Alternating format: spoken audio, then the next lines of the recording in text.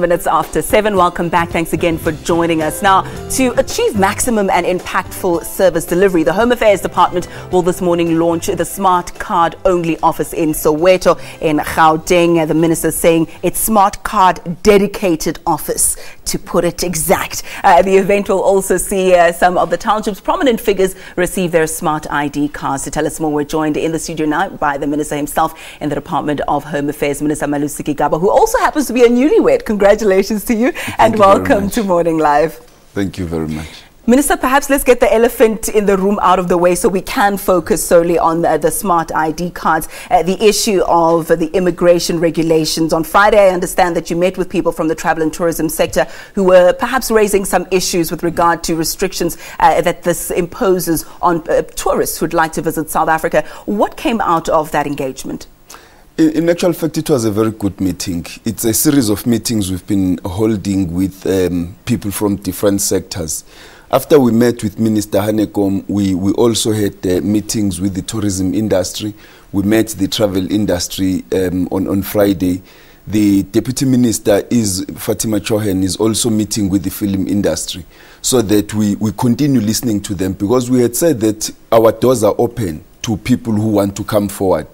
We are open insofar as that doesn't mean we are going to be asked to review our regulations in terms of protecting children, insofar as we will not be asked to review our regulations in terms of in-person applications by people who are seeking visas to come to South Africa.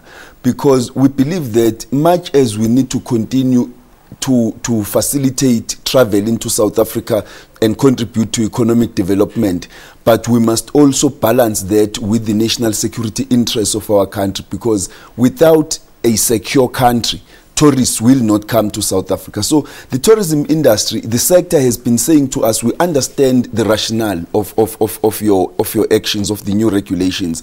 We would like to work with you around a number of things. So one of the things we agreed to was the establishment of an industry task team involving the department and the industry, so that we can look at how better to implement these regulations, how to communicate to the affected parties, and what other information they might need to bring to us that will ensure that we expedite the travel of people into South Africa and we don't impact negatively on the sector.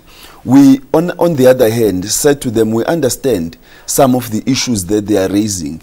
They are not saying that we must do away with the unabridged birth certificates, but there seems to be two issues that have arisen. One is the time required for them to communicate with their clients who are traveling to South Africa over the festive season and probably during the Easter period next year. And secondly, the need to ensure that we communicate better with foreigners about what types of documents they are required by Home Affairs when they travel to South Africa. So those are the issues that we discussed with them and how we're going to manage them, working together with the industry. So you're encouraging the robust engagement, you're calling all relevant stakeholders to come forward and raise their concerns, but are there any areas where you are willing to make concessions, or are people just going to tell you and you're going to nod, smile and wave and carry on as per normal? I think we will make concessions which are reasonable and which do not compromise the important need to protect children from trafficking, abduction and smuggling. And we will cooperate and concede on some of the issues, again, insofar as they don't compromise national security. I think we've been listening. We are working on some of the issues that the different sectors have been raising with us. And as soon as we are able to announce, we will make the necessary announcements about how to accommodate them in regard to all of those issues, because we understand the issues they are raising with us. We are not unreasonable. We would just want for them to understand that tourists don't share this world alone. It's not a world of tourists alone. It's also a world of mass murderers, of criminals. It's a world of people with the most hideous intentions.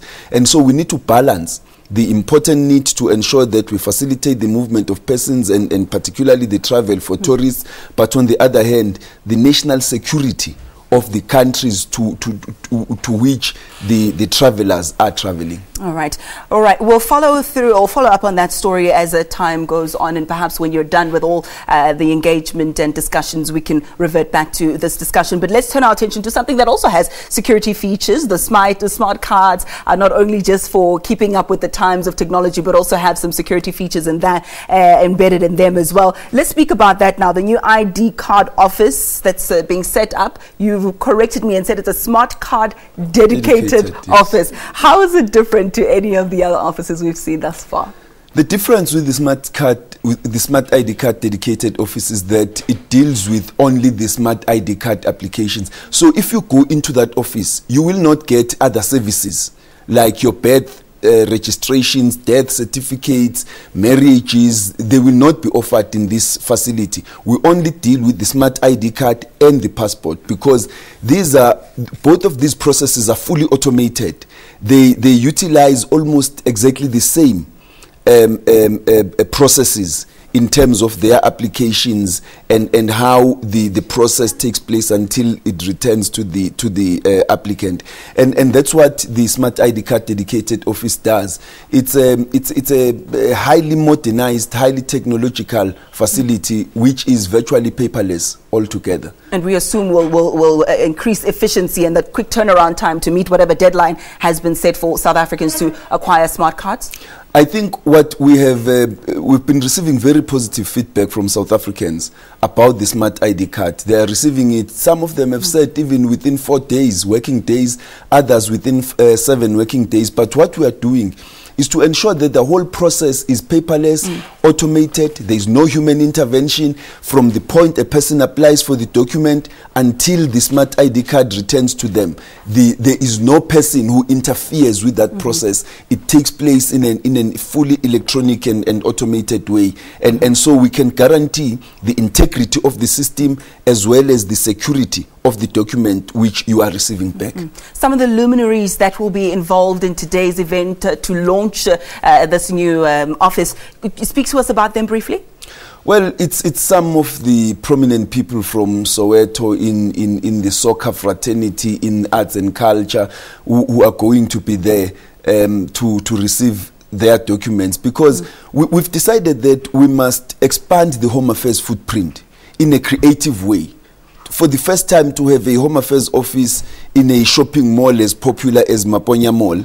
And we are in discussions with the post office as well as some of the banks with regard to utilizing some of their facilities in order to expand our footprints right across the country so that we can reach to as many people as possible. But what this means is that whilst this is a smart ID card dedicated office, the other services which are offered in other offices in Soweto will continue. And in some of the areas, we will establish facilities close by these dedicated offices so that there is not much distance that people travel between applying for a smart ID card and the other services which they might require in the Home Affairs offices. But the most important thing which I think we need to ask South Africans to do is to collect their ID cards after they have been produced. Once we've sent you an SMS to say your card is now ready for collection, please collect it. We have over 92,000 smart ID cards that are lying in our offices across the country that are not collected. Goodness. And it's something that we do not want, because